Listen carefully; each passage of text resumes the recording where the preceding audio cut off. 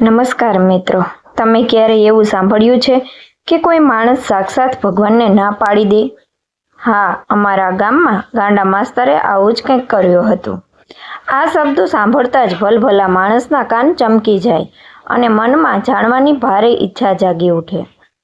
સૌરાષ્ટ્રના ખોબા જેટલા પણ અત્યંત રૂપાળા એવા રેશમિયા ગામની આ વાત છે.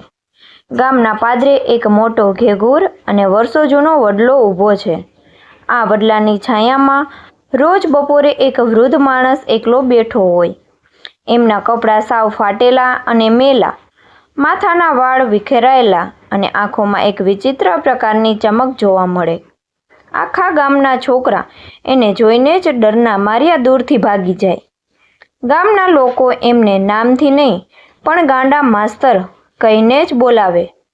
પણ ગામમાં એક નાનકડો 7 વર્ષનો છોકરો હતો જેનું નામ કાનજી. કાનજી બહુ જ હોશિયાર અને સમજદાર. કાનજીને આ ગાંડા માસ્તરની જરાય બીક નહોતી લાગતી. ઉલટું એને માસ્તર પ્રત્યે બહુ દયા આવતી. કાનજીના દાદા હંમેશા કહેતા કે આ ગાંડા માસ્તરનું સાચું નામ હરજીવનભાઈ હતું. એ કોઈ સાધારણ